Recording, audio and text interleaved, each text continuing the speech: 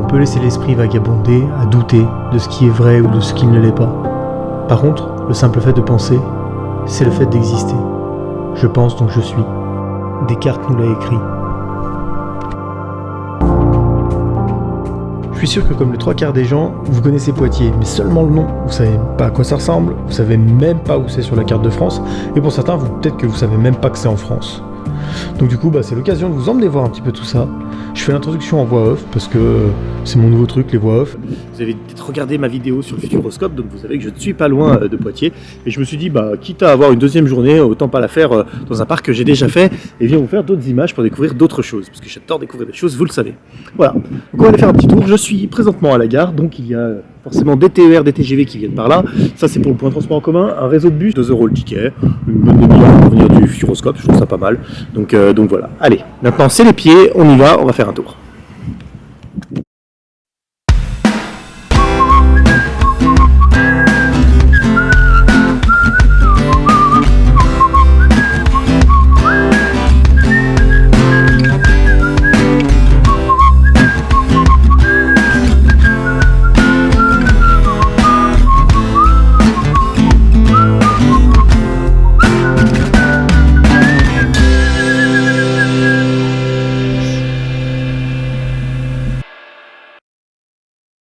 Bon, je suis toujours à la gare, première impression, les gens sont plutôt assez sympas, ils nous abordent assez facilement, je suis pas trop habitué j'avoue, mais la plupart des villes en France, on reste un petit peu à distance des personnes, surtout quand ils font des trucs un peu bizarres comme tenir une caméra et parler tout seul.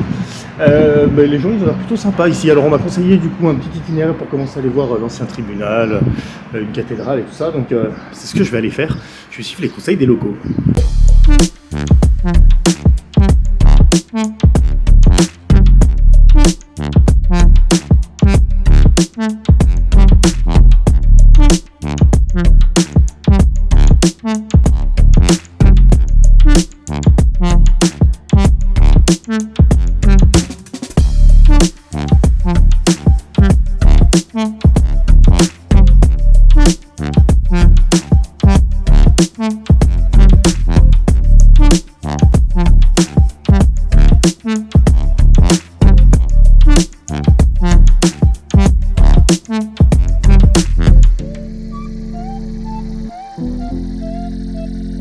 Pris par la beauté de ces rues médiévales, je me suis pris d'intérêt pour l'hygiène locale. S'il y a un truc qui est frappant dans cette ville dès qu'on arrive, c'est qu'elle est propre. C'était vraiment très intéressant. Bon, montant colline sud, bon, montant colline nord, du coup...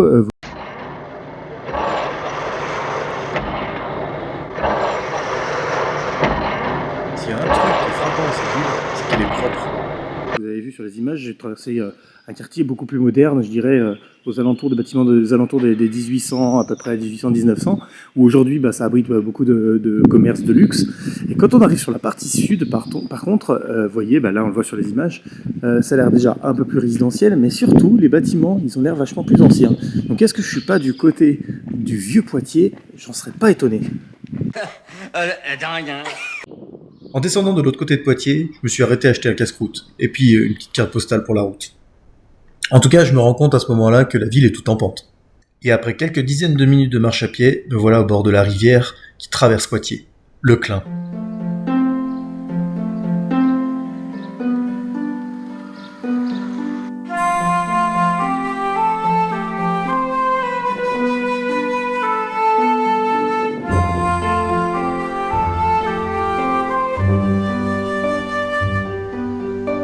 Alors moi je suis assez étonné parce que du coup côté sud je pensais que j'allais avoir du plat comme côté nord en passant la ville. En fait que dalle, hein. C'est visiblement un petit tronçon qui passe. Ça fait un peu comme la rivière de Besançon, le Doubs, qui passe par là-bas. Oui, l'ambiance. Mais ça lui donne un vrai petit charme, c'est vraiment cool. Vous voyez les escaliers colorés. Forcément, c'est le moment d'y aller.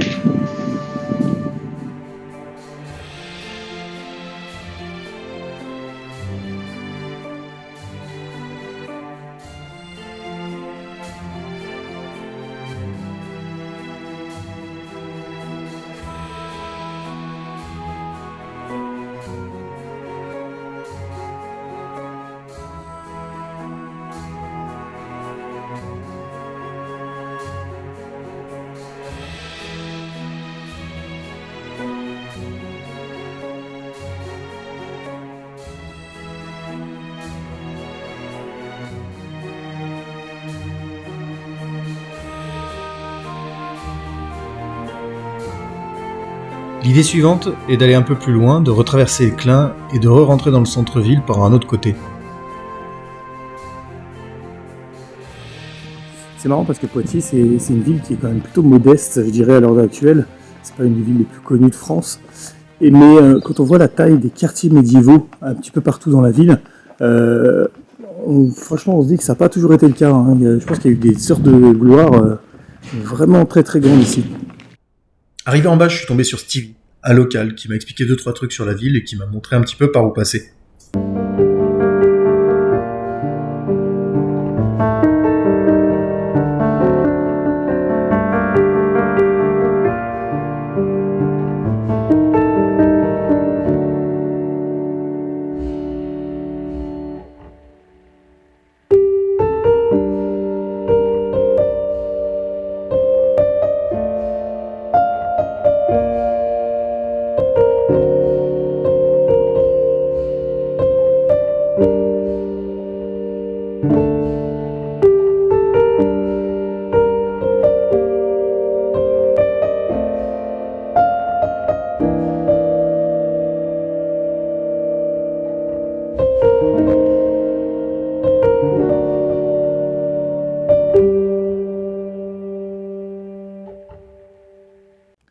Oui, ben je viens d'avoir un coup de chance. Je viens de partir de l'église de Radegonde où je n'étais pas tout seul, puisqu'en fait, quand je suis arrivé en bas du plan précédent, tout près du Clin, que je voulais faire un petit tronçon avec toutes les images que vous avez vues, je suis tombé sur un mec super sympa qui s'appelle Stevie, avec qui j'ai bien discuté. On a fait un petit bout de route ensemble. Il m'a montré un petit peu ce qu'il connaissait parce que c'était son quartier.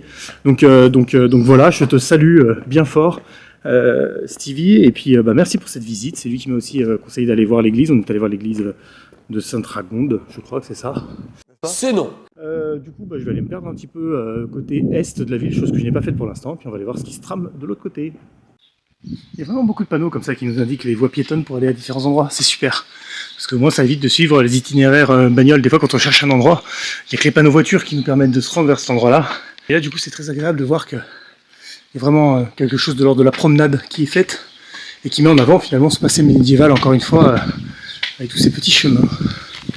C'est mignon, une Buslav quoi. Très sympathique et toujours très aérien.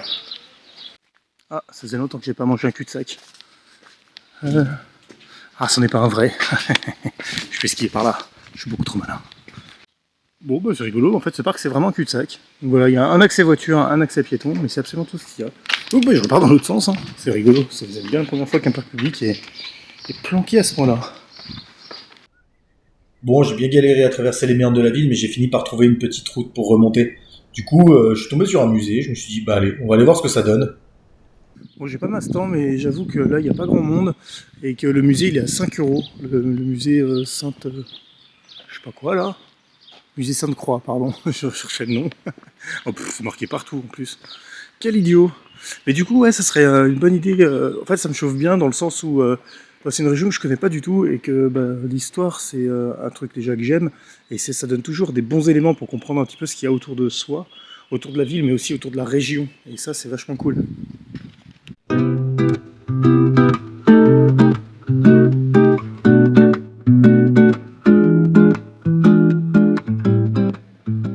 Quand j'ai vu le côté archéologique du musée au début je me suis dit oula mais ça va pas partir des choses des coins et en fait si là il parle effectivement de la grotte de Guy Martin, du Saclay-Château, dans la Vienne.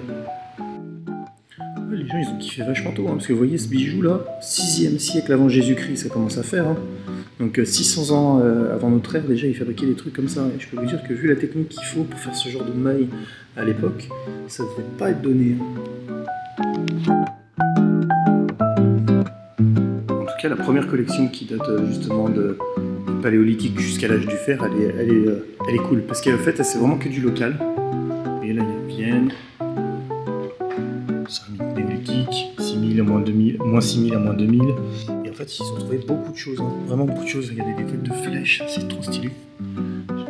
Après des choses de l'âge du bronze. C'est du bronze qui commence. Très belle collection et très belle collection locale et ça c'est vraiment cool. Suite de la visite. Arrive chez les Romains.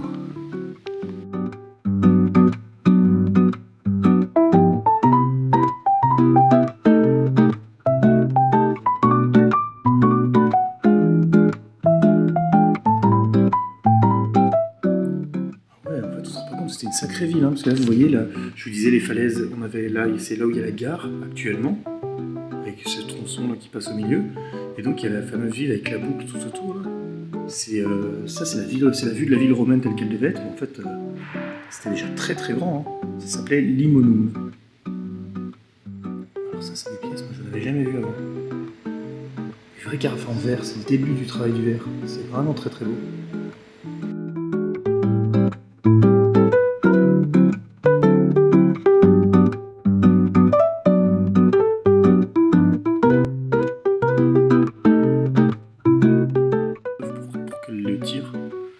Rien que ça déjà c'est déjà chaud. Après t'as ce hibou là, il a une tête de l'enfer. Après t'as les poissons morts là, qui sont juste là. Au secours. Genre le renard qui se barre avec la nuit. C'est beau, vraiment ce tableau c'est un tableau de Jean Buguel de velours. Allégorie de la nuit. On fait une découverte. C'est drôle de voir cette représentation aussi médiévale de la ville de Poitiers, parce que, encore une fois, c'est exactement les mêmes murs et le même emplacement que la ville romaine, ce qui n'est pas illogique, hein, puisque de toute façon ils ont remplacé les bâtiments. Par contre, c'est vrai que c'est une ville qu'on appelle la ville sans clocher. Et en fait, quand on voit ici, on regarde de plus près, on voit le nombre de bâtiments religieux qu'il y a dans cette ville, c'est assez hallucinant.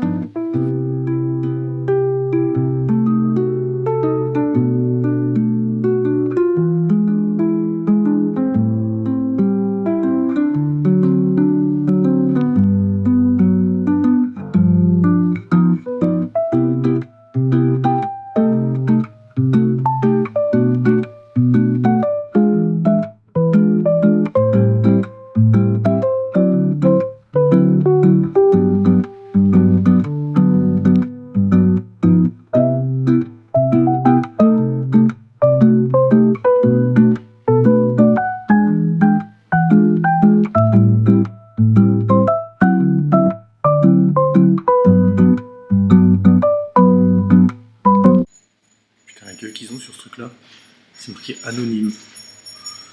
Je suis pas hyper étonné. C'était vraiment très intéressant. Ça y est, je suis sorti du musée, vraiment très honnêtement, un très bon musée. Pour 5 balles, franchement, allez les claquer. Ça vaut vraiment le coup pour aller jeter un œil un petit peu de ce qui a été trouvé. Il y a des très belles œuvres d'art, il y a de toutes les époques. C'est plutôt assez bien fait parce que vraiment on avance dans le temps. C'est une vraie machine à remonter le temps. Je suis sorti du musée, je me suis fait alpaguer par la responsable communication du musée qui est venue me voir, qui me demandait ce que je faisais, ce que je filmais, comment je faisais les choses et tout ça. Donc on a discuté vite fait, bon, on avait l'air un peu pressé. Mais elle m'a donné une petite info plutôt sympa et elle est très gentille d'ailleurs. Je te passe bien le bonjour. Elle m'a appris que le musée que je viens de vous montrer est le musée qui représente le plus d'œuvres faites par des femmes en France. C'est vrai qu'il y a toute une partie du musée qui parle notamment de Camille Claudel, sculptrice de grand talent. Et c'est vrai que sur le coup, j'avais pas percuté, mais effectivement... Du coup, me voilà reparti en direction de l'université. Et oui, Poitiers c'est connu pour ses universités, qui sont très anciennes et très réputées. Je trouve un petit lieu, ça a l'air d'être une galerie, une espèce de halle qui s'appelle le Marché Notre-Dame. Sûrement parce que ça doit être l'église Notre-Dame avec la place Notre-Dame, probablement à côté de la rue Notre-Dame. Donc du coup, je vais aller voir un petit peu à l'intérieur ce qui se trame. Est-ce qu'on y trouve? Est-ce que c'est un bistrot? Est-ce que c'est... C'est un vrai marché. Alors, il n'y a personne, c'est mort. C'est fermé à cette heure-là.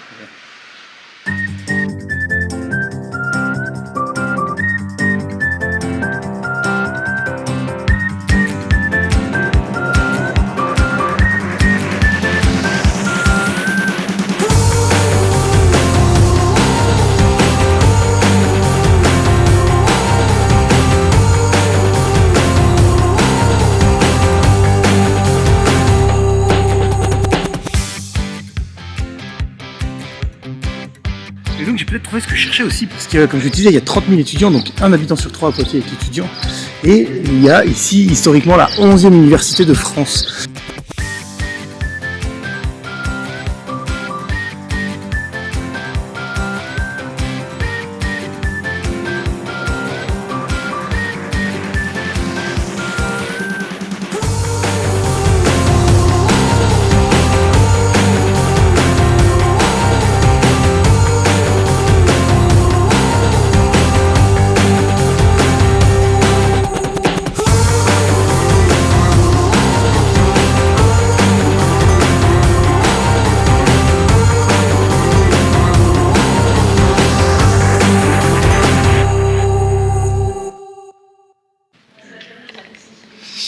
Bon, alors je sors de la maison du tourisme qui se trouve vraiment dans le centre du village médiéval de Poitiers. C'est vraiment un endroit super parce que c'est un mélange entre un office du tourisme et un endroit où on peut acheter des produits locaux. C'est très concurrentiel, vraiment. Il y a des produits qui viennent, 90% des produits viennent de la Vienne à des prix qui sont vraiment dérisoires. Je trouve ça vraiment chouette comme initiative. Par contre, il y a un truc moi qui m'a un peu piqué, c'est qu'en fait on m'a dit que ça allait fermer à la fin de l'année parce que plus de budget, parce que donc bon, du coup, en discutant avec cette dame, j'ai fait part de mon triste constat qui était qu'effectivement, dans la plupart des villes dans lesquelles je visite, quand il y a des choses touristiques qui sont faites, ne serait-ce que des souvenirs, c'est très très souvent des tours Eiffel en plastoc ou des merdes qui viennent des pays asiatiques. Et que elle était triste parce qu'elle disait qu'il y avait des initiatives effectivement qui étaient faites dans le Poitou et dans la Vienne, oui dans le Poitou par contre dans les Deux-Sèvres et dans la Vienne, qui justement étaient là pour un peu développer ces objets artisanaux, ces trucs qu'on peut offrir aux autres mais qui sont pas des merdes en plastoc, et qu'en fait ils vont tout fermer parce que volonté politique oblige, dit que il n'y a pas les budgets, que machin, que ça va fermer. Donc elle me dit qu'il n'y a pas de pétition qui a été faite pour ne pas fermer ce super chouette lieu, parce que vraiment c'est vraiment un point central qui en plus apparemment plaît. Et du coup, voilà, je vais vous mettre une adresse mail, vous pouvez envoyer un courrier si vous êtes du Poitou, si vous êtes de Poitiers et que vous voulez que ce truc-là vive, envoyez une lettre de demande à cette adresse-là. Et adressez-lui le fait que vous voulez pas que ça ferme, parce que vraiment ce genre d'endroit, il faudrait que ce soit vitrine. Il faudrait vraiment que ce genre d'endroit devienne un peu une norme dans toutes les villes de France. Et c'est vrai que on se disait ça, c'est que, désolé je blablate, mais ça me fait mal un peu au cœur de voir que ça ferme, c'est que pour une fois qu'il y a une initiative qui fait que ça met en valeur une région, toutes les régions de France, tous les départements de France, qui ont chacun leur culture, chacun leurs produits régionaux, chacun leur artisanat, devraient avoir une maison du territoire, devraient avoir ce savoir-faire mis en avant. Et aujourd'hui, franchement, c'est pas le cas, c'est très difficile. Et le peu qu'il y a, le peu qu'on trouve, ferme en fait, parce que ça n'a aucun soutien, ils n'ont aucun soutien budgétaire, aucun soutien politique, rien. Et ça... voilà, c'est compliqué. Bref, allez, on continue la visite. En tout cas, allez y faire un tour, allez voir la dame, elle est très très sympa. Je vous salue aussi, de toute façon les gens ici, ils sont trop sympas. Ils sont vraiment beaucoup trop sympas.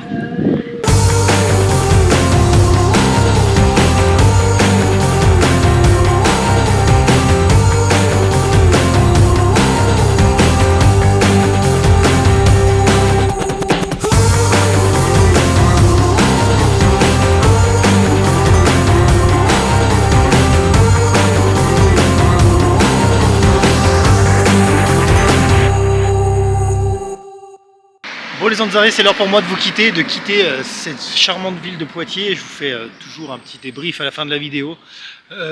Vraiment une très très belle surprise Poitiers. Alors bien sûr je n'ai pas vu de nuit, mais elle est étudiante donc j'imagine qu'elle doit être quand même plutôt active. Sur internet on trouve facilement des spectacles ou des choses dans ce genre là à voir, donc ça aussi j'imagine qu'il y a une vie nocturne, une vie culturelle quand même plutôt assez importante. Désolé pour ce foirage de cadrage encore comme d'habitude. La ville de Poitiers, en plus d'être une ville jolie, propre, avec beaucoup d'histoire, il y a pas mal de petits coins, des parcs un peu planqués, c'est très agréable à s'y balader, les gens sont d'une gentillesse, mais je pense que je pourrais les lire la ville la plus gentille de France pour l'instant, et pourtant j'en ai vu quelques-unes. Il y aurait beaucoup de choses, que beaucoup de villes devraient faire en France comme Poitiers, parce qu'elle aurait beaucoup de choses pour donner envie à d'autres villes. Pour moi, c'est un peu une vitrine d'une ville de taille moyenne qui sait comment vivre bien, surtout sur pas mal de rapports, donc voilà. Après, peut-être que je mens, peut-être que c'est juste aujourd'hui qu'il fait beau et que les gens sont gentils qu'aujourd'hui pour moi, j'en sais rien, peut-être que c'est moi qui ai un grand sourire, ça non plus j'en sais rien, je pourrais pas le savoir. Mais en tout cas, si vous êtes de Poitiers, que vous pouvez confirmer ou me faire mentir, n'hésitez pas, il y a l'espace commentaire qui est juste en bas. Tant que vous y êtes, je répète toujours, mais bon, c'est important, la petite cloche en bas, là, abonnez-vous, voilà, ça fait plaisir. Je vais m'arrêter là pour la conclusion, voilà.